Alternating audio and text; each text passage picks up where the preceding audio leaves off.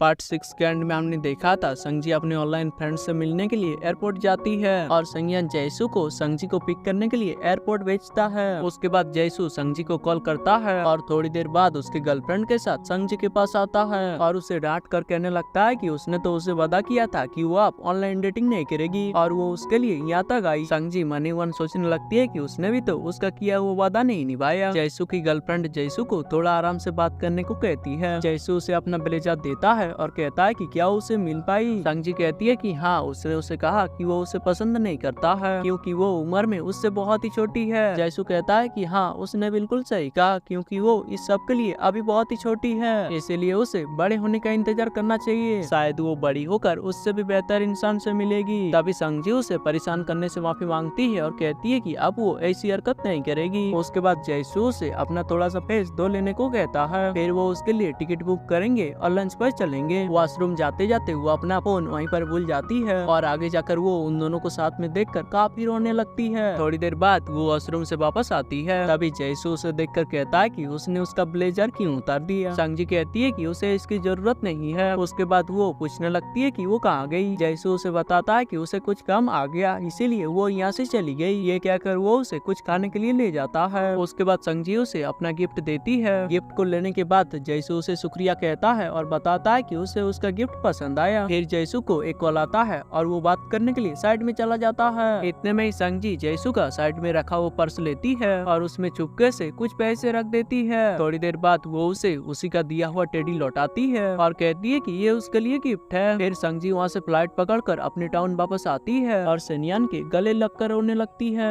उसके बाद वो उसे लेकर घर आता है और अपने कपड़े चेंज कर लेने को कहता है। उसके बाद उसके फैमिली मेंबर्स डिस्कस करने लगते हैं कि वो संजी से ऑनलाइन डेटिंग के बारे में बात नहीं करेंगे, वो उसके सामने ऐसे बिहेव करेंगे जैसे कि ये एकदम नॉर्मल है। इधर संजी उदास होकर अपने सारे टेडी बियर्स को एक बॉक्स में भरने लगती है। लास्ट में वो जयसू के दिए हुए डॉल को भी उस बॉक्स में भर देती है। उसके बाद सीन कट होता है और कुछ साल बाद संजी ने ग्रेजुएशन के लिए कॉलेज ज्वाइन कर लिया था। उसने यहाँ कुछ नए फ्रेंड्स भी बना लिए थे। रात को वो अपने एक दोस्त के बर्थडे पार्टी में जाती है। सब फ्रेंड्स के आ जाने के बाद वो लोग पार्टी करने के लिए रूम के अंदर जाने लगते हैं। तभी सामने से जयसू गुजरता है लेकिन दोनों किसी को भी नोटिस नहीं करते हैं। इधर जयसू भी अपने दोस्तों के साथ पार्टी कर रहा था लेकिन वो उनके साथ ड्रिंक नहीं करता है और सिर्फ पानी ही पीता है। इधर पार्टी के दौरान संजी थोड़ा सा फ्रेश एयर लेने के लिए बाहर जाती है, तभी उसकी मुलाकात जयसू के साथ होती है। संजी के सिगरेट के पैकेट नीचे गिर गया था और वो उसे उठा नहीं जा रही थी। इतने में ही जयसू उसका पैकेट उठाता है और उससे पूछता है कि क्या उसने सिगरेट पीना भी स्टार्ट कर दिया और क्या वो पार्टी में ड्रिंक भी कर रही है। संजी कहती है कि ये पैकेट उसके दोस्त का है और उसने बस थोड़ी सी ड्रिंक कर रखी है। उसके बाद जयसू उससे पूछता है कि उसने उसे बहुत सारे मैसेज किए लेकिन उसने उसका एक भी रिप्लाई नहीं दिया। संजी कहती है कि वो बहुत ही बिजी थी और पढ़ाई के साथ साथ पार्ट टाइम काम भी कर रही थी। फिर जयसू कहता है कि 2 बज चुका है इसीलिए उसे अपने घर जाना चाहिए। ये कहकर वो उसे उसके साथ ही घर चलने के लिए कहता है लेकिन संजी कहती है कि वो अपने दोस्तों के साथ चली जाएगी। ये कहकर वो वहाँ से चली जाती है। पार्टी में वापस जाने के बाद उसकी दोस्त क्या करती है। फिर संजी कहती है कि उसे अब घर जाना चाहिए नहीं तो उसकी मॉम उसे कॉल करेगी। ये कहकर वो बाहर आती है और चलते चलते जयसू के बारे में ही सोचने लगती है। जयसू बाहर ही बैठा हुआ था, वो उसकी बातें सुनकर पूछता है कि क्या वो उसके बारे में ही बात कर रही है लेकिन वो उसे बिना कुछ कहे ही वहाँ से जाने लगती है। तभी जयसू उसे रोकता है और कहता है कि उसने तो उसे कहा कि वो अपने दोस्तों के साथ घर जा रही है। ये कहकर वो उसे अपने साथ घर चलने को कहता है। रास्ते में संजी उससे पूछती है कि वो कहाँ रहता है। जयसू कहता है कि वो लाइब्रेरी गार्डन में रहता है। ये सुनकर संजी कहती है कि उसका कैंपस तो उसके ऑपोजिट साइड में है इसीलिए उसे शायद बड़ा चक्कर लगाना पड़ेगा, इससे अच्छा तो वो मेट्रो से ही चली जाती। जयसू कहता है कि इससे उसे कोई परेशानी नहीं होगी। उसके बाद वो उसे समझाता है कि ड्रिंक करने के बाद स्ट्रेंजर के साथ नहीं रहना चाहिए और उसे बच्ची कहता है। ये सुनकर संजी कहती है कि जब वो उसे बच्ची कहता है तब उसे अच्छा नहीं लगता है। जयसू कहता है कि वो उससे 5 साल बड़ा है और वो जितनी भी बड़ी हो जाए वो उसके लिए बच्ची रहेगी। संजी कहती है कि उसे इससे अनकंफर्टेबल फील होती है। तभी जयसू ठीक है कहकर चुप हो जाता है। उसके बाद संजी पूछती है कि आखिर वो करता क्या है। संज्ञान ने तो कहा था कि वो एक प्रोग्रामर है, अगर ऐसा है तो उसकी एक दोस्त भी गेम खेलने की बहुत ही शौकीन है। जयसू कहता है कि हाँ, वो एक गेम डेवलपर है और उसके गेम का नाम बताता है। उसके बाद वो उसे घर छोड़ने के लिए उसके साथ ही चलते हुए आता है और बताता है कि अगर यहाँ उसे कोई प्रॉब्लम है तो वो उसे आकर बता सकती है और वो कभी भी उसके साथ लंच करने के लिए आ सकती है। ये कहकर वो उसे हानि देता है और कहता है कि इसे गर्म पानी के साथ पी लेने से उसका सर दर्द नहीं होगा। वो उससे हनी लेती है और थैंक यू कहकर अपने रूम में चली जाती है। अंदर जाते ही वो सबसे पहले गर्म पानी के साथ हनी पीती है और जयसू के बारे में ही सोचने लगती है। उसके बाद वो सारे जयसू के अनरीड मैसेज को देखने लगती है। उसके बाद संकट होता है और संजी के दोस्त अपने आप से बात कर रहे थे, तभी संजी अचानक से उनके पास आती है। ये देखकर उसकी दोस्त कहती है कि कल रात जब वो पार्टी से चली गई थी तब जिमिंग ने उसे पूछा था कि वो सेफली पहुंच गई है या नहीं। वो बहुत ही अच्छा इंसान है, क्या उसने उसे कोई मैसेज किया था? संजी कहती है कि उसने अभी तक अपने मैसेज को चेक नहीं किया है। ये क्या कर वो अपने मैसेज चेक करने जाती है, तभी सबसे पहले उसे जयसू का मैसेज मिलता है। उसकी दोस्त उसका मैसेज चेक करने के लिए आती है लेकिन वो अपना फोन बैक करके रख देती है। उसके बाद उसकी दोस्त उसके बारे में बताने के लिए बहुत ही जिद करने लगती है। तभी संजी बताती है कि ये उसके एक दोस्त के बारे में है। वो बचपन से ही अपने भाई के दोस्त को पसंद करती है, लेकिन जब उसके भाई के दोस्त ने किसी और के साथ डेटिंग शुरू कर दिया तब उसने उसे छोड़ दिया। वो एक गेम डेवलपर है और उससे 5 साल बड़ा है। ये सुनते ही उसकी दोस्त एक्साइटेड हो जाती है और पूछती है कि उसने कौन सा गेम बनाया है। संजी बताती है कि उसने ड्रीम ऑफ ग्यांगू गेम बनाया है। ये सुनकर उसकी दोस्त कहती है कि ये गेम तो बहुत ही अच्छा है। उसका सपना है कि इस साल ग्यांगू गेम का बेस्ट डेवलपर का अवार्ड जीतना। उसके बाद वो सब मिलकर उस गेम को ढूंढने लगते हैं। उसके बाद उसकी दोस्त कहती है कि क्या अभी भी उसकी कोई गर्लफ्रेंड है? संजी कहती है कि उसे तो नहीं लगता कि उसकी कोई गर्लफ्रेंड होगी, लेकिन वो उसके दोस्त को बस छोटी बच्ची ही समझता है। उसके बाद उसकी एक दोस्त पूछती है कि क्या वो हैंडसम है? संजी बताती है कि हैंडसम है और उसके साथ बात करने में बहुत ही अच्छा लगता है। उसकी बातों से उन्हें पता चल जाता है कि वो उसके दोस्त का नहीं बल्कि अपनी ही बातें कर रही है। फिर वो उससे पूछते हैं कि वो उससे कैसे मिली। संजी बताती है कि वो उसके भाई का बहुत ही अच्छा दोस्त था और वो अक्सर उनके घर आया करता था, लेकिन उसकी एक दोस्त कहती है कि उसके बातों से लग रहा है कि उसका एक गर्लफ्रेंड है। ये सुनकर वो उन्हें कहती है कि वो तो उसे जानती भी नहीं है और अपने टेबल पर जाकर बैठ जाती है। और यहीं पर हमारा एपिसोड एंड होता है। तो आगे ये लव स्टोरी कितनी ज्यादा इंटरेस्टिंग होने वाली है जानने के लिए नेक्स्ट एपिसोड जरूर देखें। तो चलिए बहुत जल्द मिलते हैं नेक्स्ट पार्ट में।